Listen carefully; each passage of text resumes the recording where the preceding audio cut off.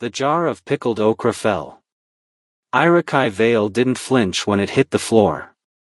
He crouched down slowly, picked up the pieces, and kept moving, row by row, shelf by shelf, the same quiet rhythm he'd lived inside for 2 years. Midnight. Corner store. Fluorescent light buzzing overhead like it had something personal against silence. Nobody looked at him. That was the point. He'd built a life around that. No eye contact. No conversation beyond what the register required. People passed through this store the same way they passed through their own lives, fast, distracted, looking straight ahead. Irakai had learned that the best way to survive in a world that already wrote you off was to let it keep believing you were gone. Hi viewers, if someone you trusted completely turned their back on you when you needed them most, would you ever let yourself trust again? Drop your answer in the comments. The bell above the door rang at 11:47 p.m. 3 men walked in. Not the kind that browse. Not the kind that come for snacks or cigarettes or lottery tickets. The kind that fill a room the moment they enter it, like the air has to rearrange itself just to make space for them. Irakai heard the difference before he even turned around. The other 2 customers, a woman buying energy drinks and an older man at the magazine rack, both moved toward the door within 30 seconds. No one told them to leave. Nobody said a word. But instinct doesn't need instructions. Kedron Sorn stopped 6 feet from the counter. He was dressed simply for a man worth 9 figures. Black jacket. No tie. The kind of clothes that cost more than most people's rent but were designed to look like they didn't. His eyes moved across the store the way a chess player reads a board, not searching for something specific, just cataloging everything at once. His brothers stood slightly behind him. One tall, lean, watchful. Scanning corners and ceiling angles like he was already running exit routes in his head. The other was broader, slower to move, but quieter than either of them in a way that felt intentional. Not calm. Controlled. Irakai kept stacking jars. He felt the stare before Kedron said anything. It landed on him the way a spotlight does, not warm, not welcome. Just precise. Then Kedron spoke. Not in English. Not in any language the woman at the door or the man at the magazine rack would have recognized. The words came out low, clipped, each syllable carrying a kind of compressed weight, like language that was built for rooms where everything said could be used against you later. Karzathi. Underground negotiation dialect. Dead on paper. Very much alive in rooms that didn't appear on any official record. He said, the shelf behind you. 3rd row. Tell me what's missing. It was a test. Obvious. Almost lazy in how simple it was. Everyone expected silence. Irakai set down the jar he was holding. Turned slowly. And answered, in the same dialect, with correct tonal structure and zero hesitation, nothing's missing. You're looking at the wrong shelf. The store didn't go quiet. It went completely still. Kedron's expression didn't break. But something shifted behind his eyes. Something recalibrated. His brother, the lean one, took 1 step forward. Stopped only when Kedron raised 2 fingers at his side. A signal. Don't move. The moment stretched. Irakai held eye contact just long enough to make it clear he wasn't afraid. Then he turned back to the shelf and picked up the next jar. His hands were steady. That took everything he had. Kedron didn't move toward the door. He moved toward the counter instead. Slow. Deliberate. He stopped directly across from Irakai, close enough that the alpha scent hit. Cedar and iron and something older underneath it. Dangerous in the way only very patient things are dangerous. He leaned one hand on the counter. Looked at Irakai for a long moment. Then turned to his brothers and said, just above a whisper, back in Karzathi, as if he already knew Irakai could hear every word. Why does a convenience store clerk speak a dead syndicate dialect? Irakai didn't look up. But his hands stopped moving. Just for a second. Just long enough. Kedron didn't leave. That was the first problem. He walked the store like he owned it, slowly, hands behind his back, picking up random items and setting them down without buying a single one. His brothers held near the door. Neither of them spoke. The lean one, Valeric, watched Irakai with the focused patience of a man who made his living reading people. The broader one, Torvith, said nothing at all, which somehow felt louder. Irakai kept working. Price check. Restock. Scan. Count. Every movement deliberate. Every breath measured. The same muscle memory that had kept him invisible for 2 years was the only thing keeping him functional right now. Kedron stopped near the drink coolers. Spoke again in Karzathi, low, conversational, like they were old colleagues catching up. You answered without thinking. That's interesting. Irakai didn't respond. Continued scanning a box of chips. Someone trained in the dialect hesitates. They translate in their head first. A pause. You didn't hesitate. Still nothing from Irakai. Kedron picked up a bottle of water. Turned it in his hand. That means it wasn't learned knowledge. It was practiced. Drilled. The kind of fluency that only comes from years of functional use. Irakai set down the scanner. Looked up slowly. Is there something I can help you find? He kept his voice flat. Helpful.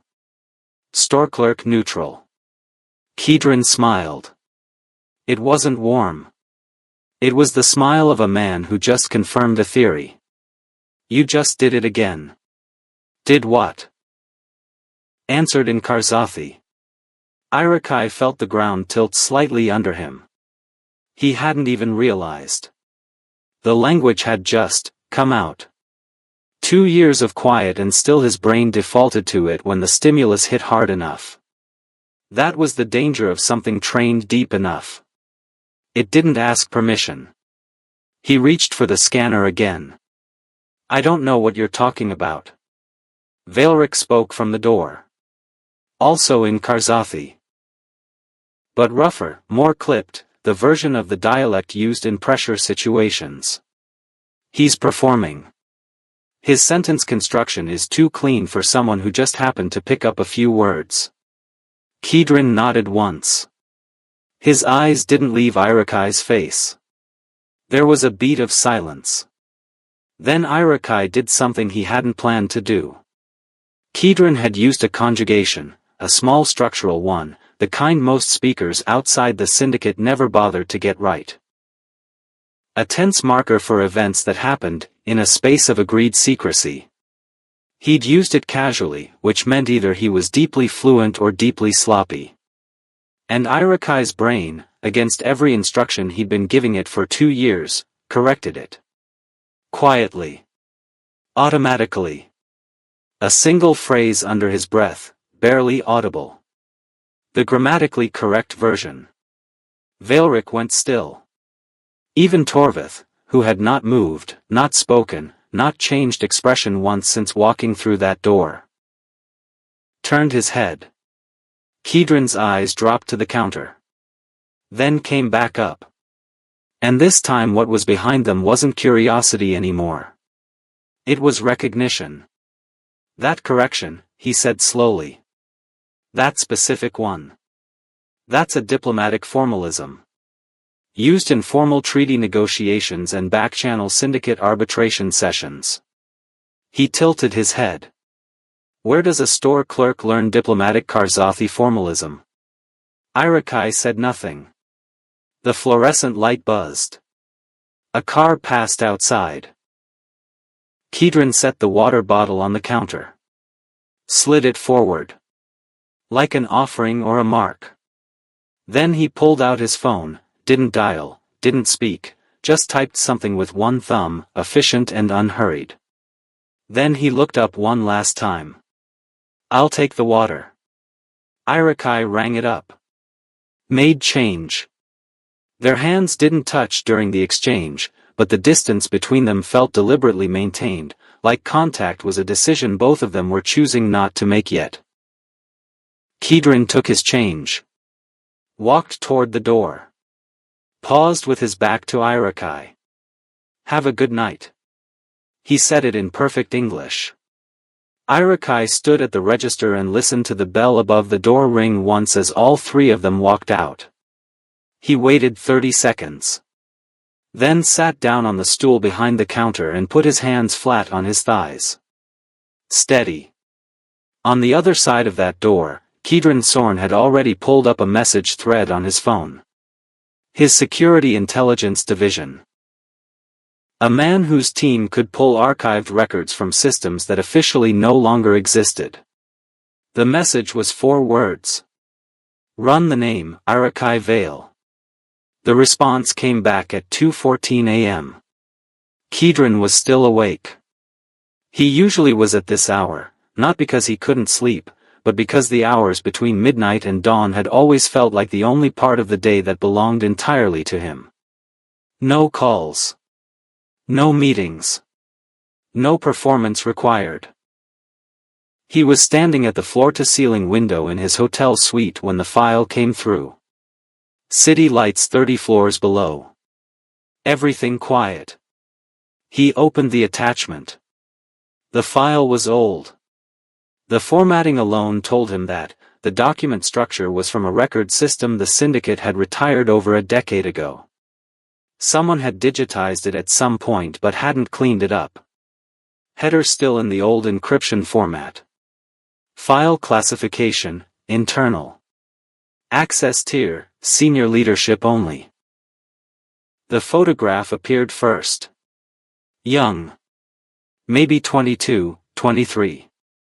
Dressed in the kind of neat, understated clothing that translators always wore in those days, professional enough to be taken seriously, neutral enough not to distract from the table. Standing behind a row of seated figures at what looked like an arbitration session. The name beneath the photo read, Irakai Vale, Strategic Linguistic Analyst, Syndicate Diplomatic Corps. Kedron stared at it for a moment. Then read the rest. The record was thin for someone at that level. A few pages of assignment logs, high-clearance sessions, cross-border negotiations, one multilateral arbitration that had taken 6 weeks and involved 4 separate criminal organizations who had agreed, for a brief and historically significant window, to sit in the same room. Irakai had translated all of it. Alone. No backup translator. No junior staff. Him, the table, and whatever was being said across it. Then the file changed. The tone shifted. The language turned bureaucratic in the way investigative files always did when the conclusion had been decided before the investigation began, flat, mechanical, carefully assembled to sound thorough without actually being thorough. A financial ledger had gone missing. Evidence had appeared connecting Irakai to its disappearance. Phone logs. Deposit records. 3 witness statements from colleagues who had worked adjacent sessions. The investigation had lasted 11 days. Kedron read that line twice. 11 days for a breach of that magnitude. An internal case involving a translator with top-tier clearance, handling the most sensitive negotiations the syndicate ran, and the whole thing was wrapped up in 11 days. The file ended abruptly. Final entry, dismissed, security breach. Status, closed. No sentencing record. No appeal process documentation. No forwarding information. Just closed, like a door pulled shut on someone standing in the middle of a room. Kedron set the phone down. Picked it up again. He went back to the witnesses. Pulled the names. Started cross-referencing. 2 of the 3 witnesses no longer existed in any active record, retired, moved, or simply gone from the organizational structure without explanation. The 3rd. He stopped. Ran the name again to make sure. Came up with the same result. The 3rd witness on record, one of only 3 people who had provided testimony that sealed Irakai Vale's case, was currently the syndicate's director of financial operations. One of the highest-ranking executives in the organization. A man Kedron had sat across from in board sessions. A man whose signature appeared on syndicate financial clearances weekly. The same man who, 11 years ago, had looked at an investigator and said he'd personally witnessed Irakai accessing records he shouldn't have. Kedron stood at the window for a long time after that. City lights. Quiet city. Everything below him moving in that slow, indifferent way that cities moved at this hour, no awareness of what was being figured out 30 stories above them. He went back to the file one more time. To the date. The date on the final investigation approval. The stamp that closed the case, formally and permanently, and made Irakai Vale's dismissal official. He found the authorizing signature. And felt something cold move through him. Because that signature, faded, scanned, 11 years old, was his. He came back 2 nights later. No brothers. No security detail visible, though Irakai was under no illusion that Kedron Sorn moved anywhere completely unwatched. Men like him didn't walk unprotected into late-night convenience stores in unfamiliar neighborhoods. The protection was just far enough back to be invisible. Kedron walked to the coffee station, poured a cup, and brought it to the counter like it was the most natural thing in the world. Irakai rang it up. 247. Kedron slid $3 across the counter. Plain. No eye contact yet. Irakai made change. Slid it back. Their fingers didn't touch. Kedron picked up the coins slowly. Dropped them in the take-a-penny tray. Then looked up. He spoke in Karzathi. The arbitration record from the Devkara session. 11 years ago. You translated the 2nd and 3rd days of that session alone. Irakai's jaw tightened. He turned and began straightening the row of lighter displays behind the register. We have gum. 3 brands. First aisle on the left. I'm not looking for gum. Then I can't help you. Kedron wrapped both hands around his coffee cup. Waited. The store was empty except for them. The street outside was quiet, the stretch between the last bar crowd and the first commuter wave, that specific hour when the city held its breath. The report on your case, Kedron said. I read it last night. Irakai didn't respond. But he stopped moving. 11 days from accusation to closure. For a breach involving your clearance level, that's not an investigation. That's a formality. Is there anything else I can help you with tonight? 3 witnesses. 2 of them unverifiable. One of them currently running our financial operations division. Irakai turned around. It wasn't dramatic. It wasn't slow. He simply turned and looked at Kedron the way you looked at someone when you'd stopped pretending you weren't listening. The expression on his face was not anger. It was something much older than anger.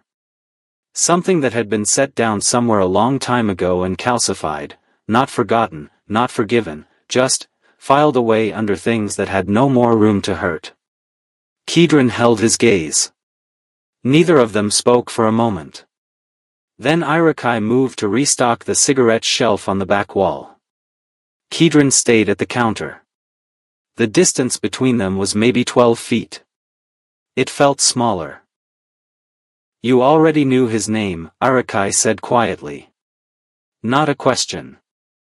I found it last night. And now you're here. And now I'm here. Irakai lined up the cartons with precise, deliberate care. Like the alignment of cigarette boxes was the most important thing happening in the room. What do you want from me? I want to understand what actually happened. Why? Because I signed the closure document. That landed. Irakai's hands stopped. He stood with his back to Kidron for a long beat. When he turned around, something had shifted in his face, not softened exactly, but reorganized. Like a man who had just been handed a piece of information and was deciding what to do with it in real time. He walked back to the counter. Reached under the register. Pulled out a styrofoam cup and poured himself coffee from the same pot Kidron had used. Stood across from him. Didn't drink. Just held it. They stood that way for a moment. Two people on opposite sides of a counter that suddenly felt less like a barrier and more like the only thing keeping this conversation from becoming something neither of them was ready for. Kidron reached for his change tray. Slid it back and forth between his fingers, not fidgeting, thinking. The coins slipped. Irakai reached for them at the same moment he did. Their hands brushed across the tray. Not long. Half a second, maybe less. But in the Omegaverse, touch between an alpha and an omega carried a weight that had nothing to do with intention. The nervous system didn't ask permission.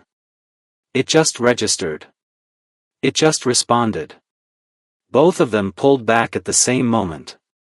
Neither of them acknowledged it. But the air in the room was different after that. Not charged, not romantic, just altered. Like something had been introduced to the atmosphere and couldn't be taken back. Kidron looked at his coffee. Then, quiet and direct, I know someone framed you. Irakai went completely still. Not a flinch. Not a reaction. A full-body stillness that looked, from the outside, like calm, but was actually the physical response of someone who had spent years building a wall around a specific set of words and had just heard them said out loud for the first time. He didn't breathe for 3 full seconds. Then he set down the coffee. Looked at the counter. Good night, he said. Kidron didn't argue. He picked up his cup. Walked toward the door. Stopped with one hand on the frame. Didn't turn around. I'll be back. The bell rang. Irakai stood alone at the register. The fluorescent light buzzed. Outside, the street stayed quiet. He stood there for a long time. Not moving. Because the wall he had spent 2 years building around those words had just developed its first crack, and the terrifying thing wasn't that it hurt. It was that it didn't. The lights in the negotiation room were always kept low. That was the first thing Irakai had noticed when he started, how deliberately dim they kept those sessions. Not for ambience. For pressure. People talked differently under low light. They leaned forward more. They lowered their voices. The shadows made every word feel heavier, every agreement feel more binding than it might have in a bright room. He had been 23 years old. The youngest strategic linguistic analyst the diplomatic corps had ever certified. Not because he was brilliant, though he was, but because Karzathi was a dying dialect and qualified translators were vanishingly rare. He had spent 4 years learning it under a retired syndicate archivist who had taken one look at his aptitude scores and decided the investment was worth it. By 23, Irakai spoke it the way other people spoke their first language. Automatically. Without thinking. Which was, in the end, exactly how they used him. The Devkara arbitration had been the largest multi-party session the syndicate had mediated in a decade. 4 organizations. 6 days. A combined network of operations spanning 11 countries. Every conversation happening in Karzathi, because all four parties had agreed it was the one language none of them could be accused of holding an advantage in. Except Irakai. He heard everything. He understood everything. And on the fourth night, while the senior mediators were at dinner and Irakai was alone in the records room completing his transcription logs, he found something he was not supposed to find. A ledger. Not misplaced. Not forgotten. Set precisely where someone who knew the room's layout would know to leave it, in the third drawer of the filing cabinet that only translators accessed, wedged beneath the blank session forms. It was a financial record. Internal. Not part of the arbitration proceedings. And the numbers inside it documented a pattern of systematic fund diversion from syndicate operational accounts, not dramatic, not sudden, but consistent. Monthly. Over 4 years. Irakai had closed the drawer and gone back to his transcription. He told himself it wasn't his business. He told himself that for 2 weeks. Then he made the mistake that cost him everything. He told his direct supervisor. Not an accusation. Not a formal report. Just a quiet mention, the kind of cautious, professional flag that a young analyst believed would be handled appropriately by people with more authority and more context than he had. Within 72 hours, the investigation had already started. Against him. The phone logs appeared first, call records showing connections between his personal number and 2 external contacts the syndicate classified as security risks. He had never made those calls. He didn't know those numbers. But the records were clean, time-stamped, formatted exactly as legitimate logs would be. Then the deposit records. His account. 3 transfers, spaced over 6 weeks, each one small enough to avoid automatic flagging but large enough to matter when added together. Then the witnesses. 3 colleagues. People he had worked beside for months. People he had covered shifts for, shared meals with in the break room, helped with session preparation. All 3 said the same thing. That they had seen him accessing restricted financial files. That they had said nothing because they hadn't been sure. That now, looking back, they were sure. Irakai had sat in the inquiry room and told the truth. He had found the ledger. He had reported it. He had not taken anything, accessed anything he wasn't authorized for, made contact with anyone outside the organization. The inquiry lasted 11 days. The decision took 4 hours. No defense counsel. No right of appeal in internal syndicate proceedings. The system didn't require either, and nobody in the room seemed to find that troubling. He was escorted from the building with 1 box of personal items. His credentials were revoked. His name was removed from every session record he had contributed to, as if 4 years of work had never happened, as if the man who had sat in those dim rooms and carried the weight of other people's secrets in his head had simply never existed. He didn't speak to anyone for 3 weeks after that. Not silence as a statement. Not silence as protest. Just the silence of a person who had reached the end of all the words they had left. Back in the present. Back in the store. Irakai was behind the register when the realization moved through Kedron like a current. He had been sitting in the back office reviewing the file on his phone. Cross-referencing the closure document against the current financial director's personnel record, looking for the connection he already suspected but needed to confirm, when the authorization signature appeared again. His own name. His own signature stamp, applied 11 years ago to a file he had never personally reviewed, delegated through an administrative channel during a period when he was managing 6 simultaneous operations and had trusted the clearance process to flag anything that required his direct attention. He had trusted the process. He had signed what was put in front of him. And somewhere in that building, in that inquiry room, in those 11 rushed days, a 23-year-old analyst who had done the right thing had been handed the consequences of someone else's corruption. with Kedron Sorn's name on the document that made it permanent. He sat with that for a long moment. Through the office window he could see Irakai at the register, methodical, quiet, doing the small work of the night shift the way someone did when small work was all they'd allowed themselves to want for a very long time. Kedron set down the phone. Looked at the ceiling. Then stood up, walked back out to the store floor, and started thinking about what it meant to fix something that couldn't be unfixed, only corrected forward. Kedron put the folder on the counter. Not a greeting. Not a question. Just the folder. Irakai looked at it. Didn't touch it. It was a Thursday. Just past 11. The store was empty. It usually was this late, which Kedron had clearly figured out by now. 3 visits in. Same hour each time. The man was precise in everything he did, and the precision was starting to feel less like strategy and more like intention. Open it, Kedron said. Irakai kept his hands flat on the counter. Is this a request or an order? It's neither. A pause.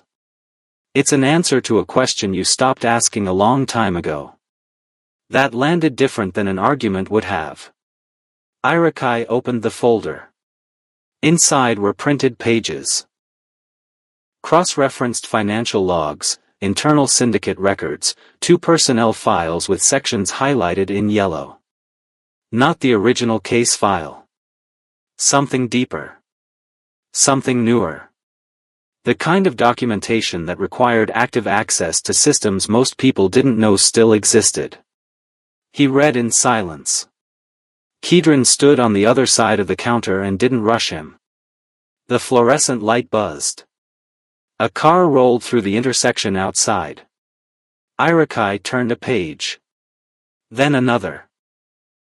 When he set it down, he didn't look up right away. You already knew all of this, he said. Most of it. Some of it came in the last 48 hours. And you're here because I signed the document that ended your career. And I want to understand why I did that. Irakai finally looked up. The expression on his face was careful. Measured. The face of someone who had spent years learning not to let what they felt become what people saw. You signed it because someone put it in front of you and you trusted the process. That's not an excuse. No, Irakai said. It isn't. That was it. No rage. No bitterness. Just a quiet, accurate accounting that somehow hit harder than either of those things would have.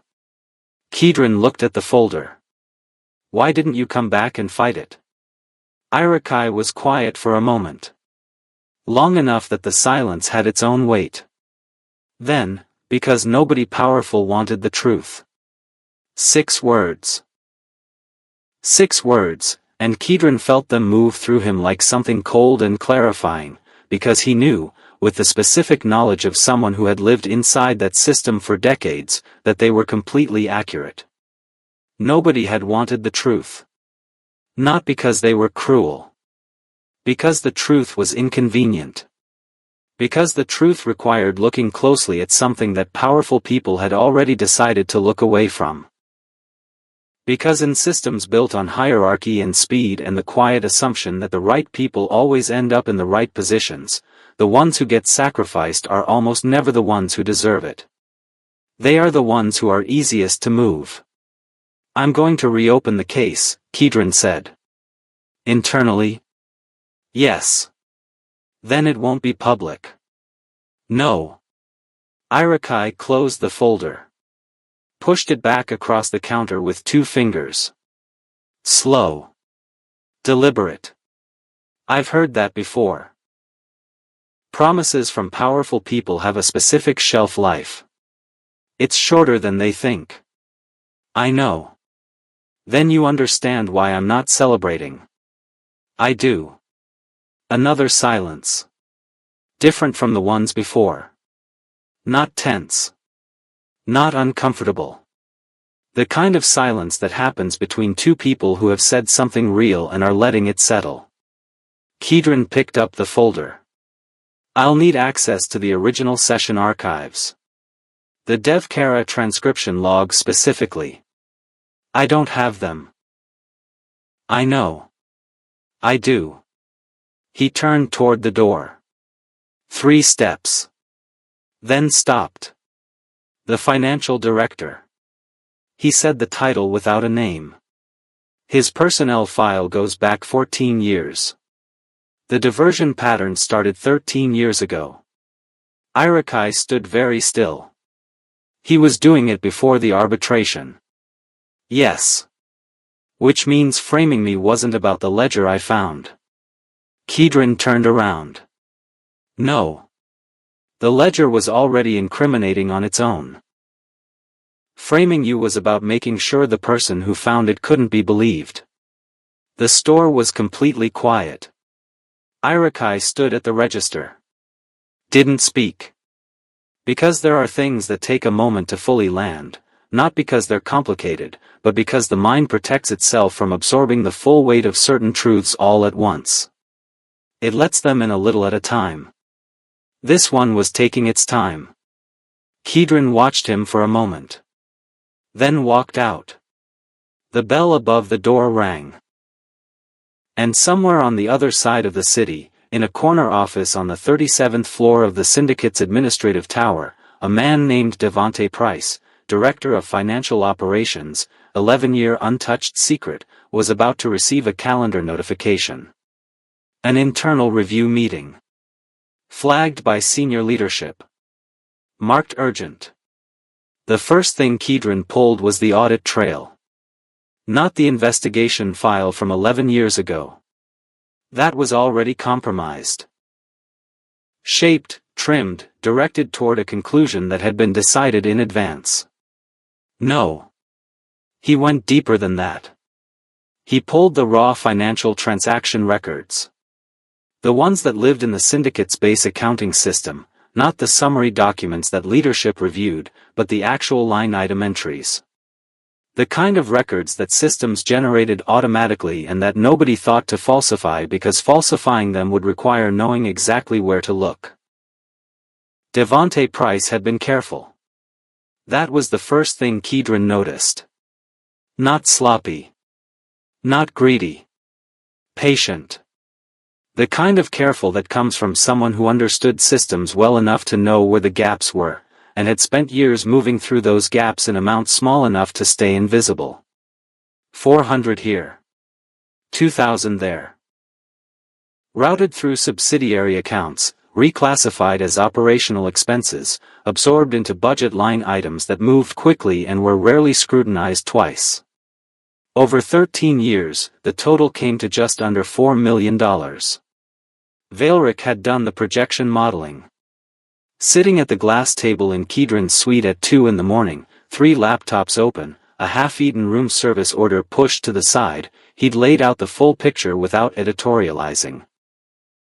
Because Vailric didn't editorialize. He presented. He would have hit $5 million within 18 months if left uninterrupted. But Irakai found the ledger. And reported it. Which put Price in a position where he either had to let the investigation proceed, which meant his own records eventually surfacing, or redirect it. He redirected it. Cleanly. The witnesses were his. 2 of them were on his informal payroll, not salary, just favors. The kind that accumulate over years. Torvith, who had been sitting near the window saying nothing for the better part of an hour, spoke then. His voice was low. Unhurried. The third witness. The one still in the organization. Retired 2 years after the case closed. Price facilitated the retirement package. Torvith nodded once. Filed it. Kedron stood at the window, the same city below, the same hour of the night that had been his thinking hour for as long as he could remember. If we move against Price directly, the board finds out. That becomes a public liability question. The syndicate's financial credibility takes a hit during a period when 3 of our major shipping contracts are under renegotiation. Correct, Vailric said. If we don't move, the embezzlement continues. And a man who framed someone for it stays in a position of authority over the same financial systems he's been stealing from. Vailric closed one of the laptops. Looked at his brother. The math on that one is straightforward. The math isn't the problem. The optics are. The optics, Kedron said, are exactly the problem. He turned away from the window. Because there was a version of this, a clean, efficient, internally contained version, where Devonte Price was quietly removed. No scandal. No press. No market disruption. Just a leadership transition handled through the standard mechanisms the syndicate had always used for its less public corrections. And in that version, Irakai Vale got a cleared record. And probably an offer. And the story of what had actually happened to him stayed inside the walls of the organization that had done it to him. Which was not justice. It was management. Kedron kept visiting the store. Not every night. 3 or 4 times a week. He told himself it was because the case required proximity, that he needed to understand Irakai's account of events from the inside out, not from a file. That proximity was a professional tool. He told himself that. What actually happened was conversation. Slow. Careful. The kind that happened in the gaps between the work, while Irakai was restocking, while Kedron stood at the counter with his coffee growing cold. Questions that started operational and shifted, almost without either of them noticing, into something else. What Irakai had studied before the syndicate. What languages came before Karzathi. What he'd wanted to do with his career before it had been taken from him. Irakai answered in short sentences. He still kept the counter between them. He still held back more than he gave. But he answered. One night, near closing, Irakai asked a question. Quiet. Without looking up from the register tape he was running. If you expose him, your empire could fracture. Shipping contracts. Financial credibility. 3 months before a major renegotiation cycle. He finally looked up. Will you still do it? Kedron held the coffee cup in both hands. Looked at Irakai for a long moment. And didn't answer right away. Because the honest answer, the one that had been forming slowly over 3 sleepless nights and a conversation he couldn't stop replaying, was more complicated than yes or no. And Irakai deserved the complicated version. Not the clean one. The meeting lasted 47 minutes. No press. No announcement. No external record beyond an internal calendar entry that would be archived and forgotten within the administrative cycle. Devonte Price walked into the 43rd floor conference room at 9 a.m. on a Tuesday. He walked out 47 minutes later without his access credentials, without a severance negotiation on the table, and with a legal hold document in a manila folder under his arm. The kind that outlined, in precise and unambiguous language, what cooperation with the internal financial review would require of him and what non-cooperation would cost. He didn't argue. That was the thing about men who had spent years moving carefully through systems. When the system finally turned around and looked directly at them, they already knew the math. Kedron had not been in the room. He had sent Vailric, which was its own kind of statement. Vailric, who spoke in shorter sentences than anyone Irakai had ever heard Kedron describe. Vailric, who had a way of presenting facts that made arguing with them feel structurally unsound. The 3 witnesses from the original case were contacted separately. 2 were retirees now, living quiet, comfortable lives funded in part by a financial director who had known exactly what he was buying with those retirement packages. The 3rd had passed away 4 years prior. The 2 living witnesses provided revised statements within 72 hours. Not willingly. Not warmly. But they provided them. Kedron reviewed the final documentation in his suite. All of it. Every page. This time he read slowly, not delegating, not skimming, not trusting the process to catch what he should have caught the first time. His own signature was going on this correction the same way it had gone on the original error. That mattered to him. The markets reacted to Price's departure announcement with moderate indifference, which was the best possible outcome. The official language cited a planned retirement transition. The financial review findings were sealed under internal protocols. 3 of the major shipping contracts moved into their renegotiation phase on schedule. The fracture Irakai had predicted didn't happen. Not because it couldn't have. Because Kedron had spent 10 days preparing the organization to absorb the correction before making it. Because Veilrik had built a transition structure that left no gap in leadership visible from the outside. Because Torvith had spent a week on the phone with the 3 most nervous board members, one at a time, not reassuring them, informing them. There was a difference. On a Thursday night, 2 weeks after the meeting, Kedron drove to the store alone. No coffee this time. He walked to the counter. Reached into the inside pocket of his jacket. Set a folder on the laminate surface between them. Irakai looked at it. Then at him. Another one. Last one, Kedron said. Irakai opened it.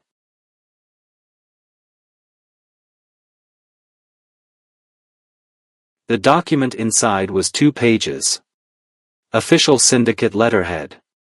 Formatted in the dry, formal language of institutional correction, the kind of language that tried very hard to sound routine while doing something that was, in fact, the opposite of routine. It was a full restoration of record. His name. His clearance level. His years of service. His analytical designation. All of it, returned. The dismissal classification removed.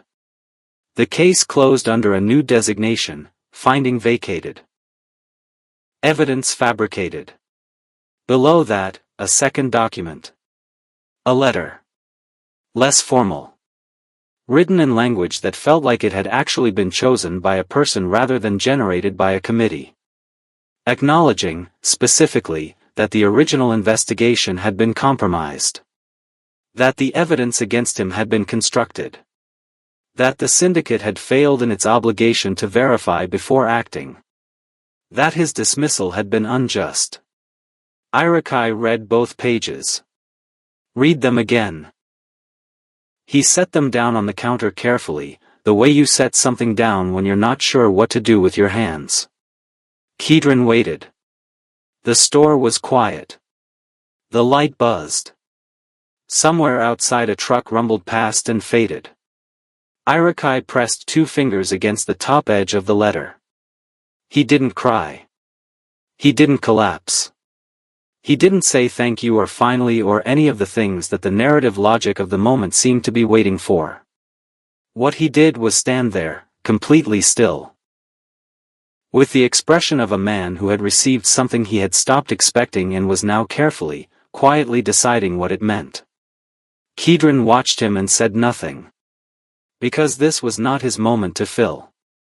After a long while, Irakai looked up. His voice was steady. Low.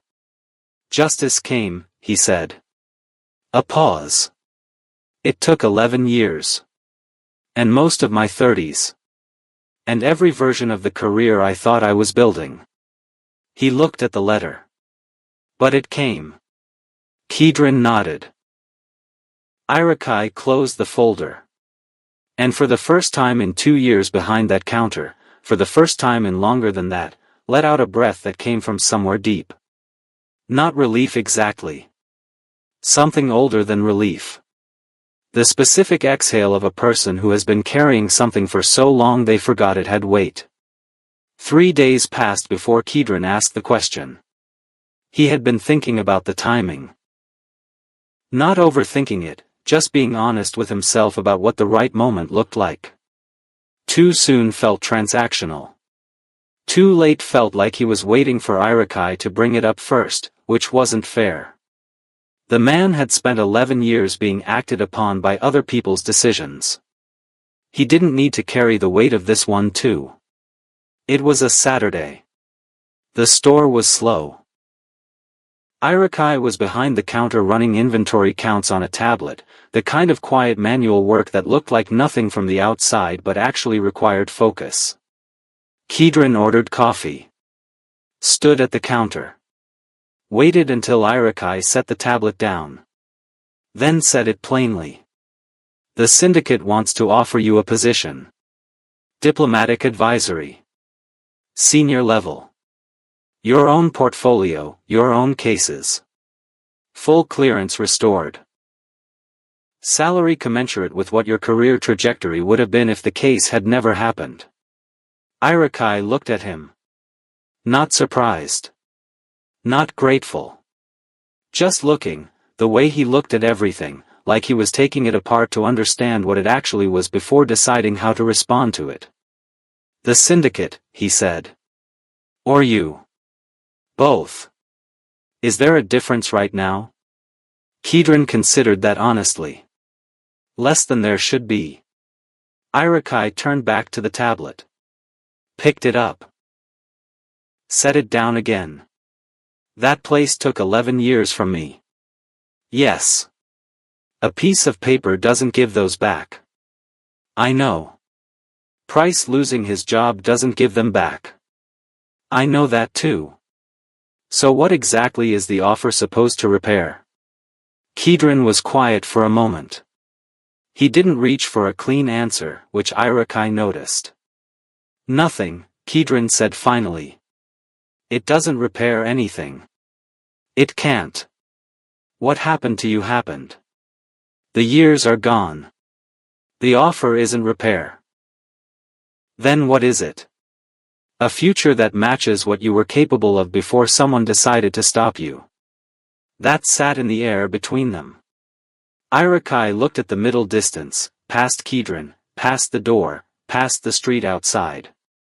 The look of someone running through something complicated that didn't have a clean end. You know what the worst part was, he said, quiet. It wasn't the accusation. It wasn't the investigation. It wasn't even the dismissal. He set down the inventory scanner. It was that for about 2 weeks after, I kept waiting for someone to come back. To say they'd looked closer. That something hadn't added up. That they wanted to hear my side again.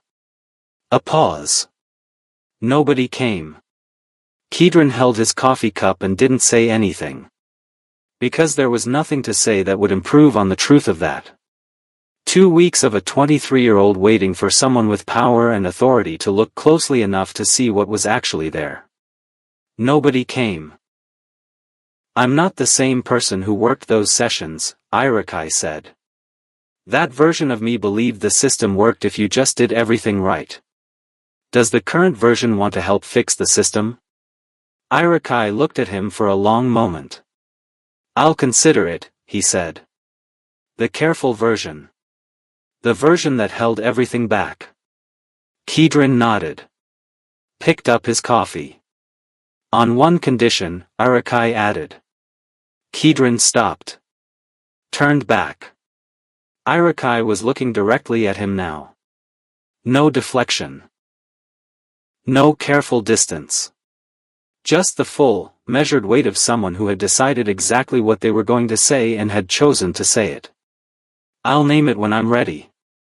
Not before. And somehow that, more than the folder, more than the letter, more than all of the documentation and correction and accountability, was the first moment that Kedron Sorn felt genuinely uncertain about what came next. Not the organization. Him. Personally. Uncertain in a way that didn't feel like a problem to solve. It felt like something else entirely. The condition had 3 parts. Irakai delivered them 2 days later. Not at the store, he asked Kidron to meet him at a coffee shop 3 blocks over. Neutral ground. His choice of location. That detail alone said something. He arrived first. Had already ordered. Was sitting at a corner table with both hands around a mug when Kidron walked in. Kidron ordered at the counter and sat down across from him. No folder. No documents. Nothing between them except 2 mugs and the table. First, Irakai said, without preamble. Omega translators and linguistic analysts within the syndicate's diplomatic infrastructure receive the same protection designation as Alpha-tier staff. Formal record of any investigation involving an Omega analyst requires an independent review panel, not internal, not delegated. Separate. Kidron nodded. Second. Whistleblower protections. Real ones, with enforcement mechanisms and a reporting channel that doesn't run through the same office that's being reported on. Agreed. Third. Irakai looked at his mug. Then up. I want the role structured so that I report directly. Not through 3 layers of senior leadership who can slow walk or redirect concerns until they disappear. If I'm going to sit at those tables again, I need to know my voice actually reaches the room where decisions get made. A pause. Not a symbolic position. A real one. Kidron looked at him for a moment. Those 3 conditions are going to require structural changes to the organization. Yes, Irakai said. They are. The board will push back on the independent review panel. They'll call it a process disruption. Probably. And the whistleblower channel will require a compliance infrastructure we don't currently have. I know. Kidron leaned back. Considered. Irakai watched him and didn't say anything else. He had said what he needed to say. The rest was Kidron's to sit with. The board pushback, Kidron said finally, is a timeline problem. Not a no. The infrastructure is buildable, 6 months, maybe 8. He looked at Irakai. The direct reporting structure is the easiest of the 3. I assumed. Because you know how these organizations work. I translated for them for 4 years. I know exactly how they work. Something almost like a smile moved across Kidron's face. Not broad. Not performed. Just real. Then you'll understand why it's going to take longer to change them than either of us wants. I have patience, Irakai said. 11 years of practice. That landed with a quiet weight that both of them felt. Not bitterness in it, just truth. The kind that had been earned. They sat there for a while after that. Coffee getting warm. Street noise coming through the window. The conversation had said everything it needed to say, and neither of them was in a rush to fill what came after it. Weeks passed.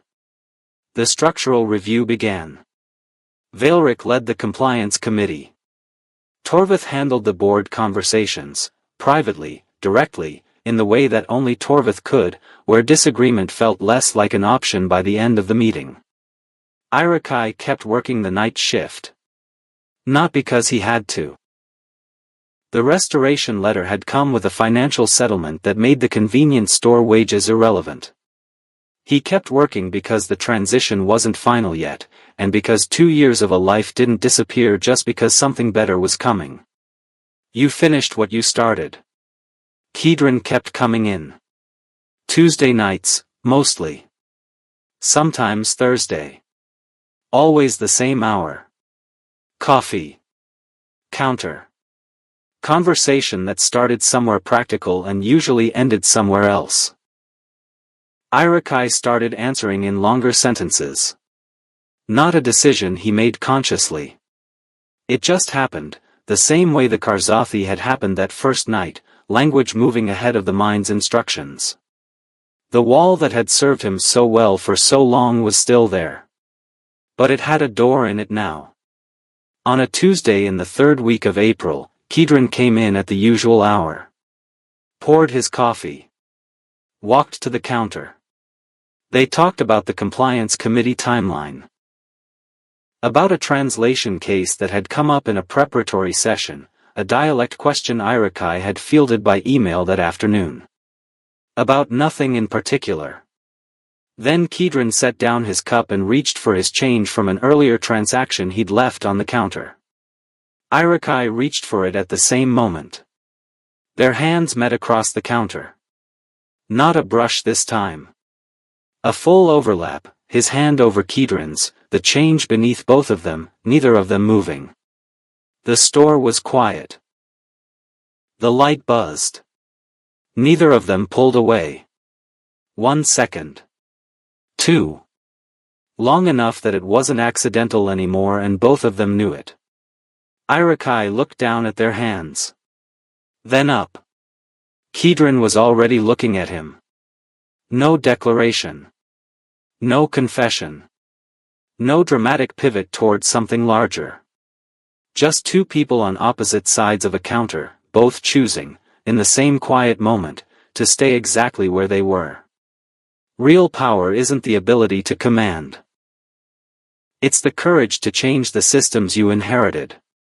And sometimes, the beginning of something real isn't announced. It doesn't arrive with certainty. It arrives in a moment like this one. Where the choice to stay, when leaving would have been easier, says everything that words can't. If this story moved you, if you've ever been silenced, overlooked, or made to feel like the truth you carried didn't matter, this one was written for you. Subscribe and turn on notifications so you don't miss the next story on this channel. Every story here is built to remind you that quiet strength is still strength. That justice, even when it's late, is still justice. And that the people who hold on, the ones who keep showing up, are the ones the story eventually comes back for. Drop a comment below. Tell us, have you ever stayed quiet about something you knew was wrong because you didn't think anyone would believe you? Your story matters. Share it. You might be the person someone else needed to hear today.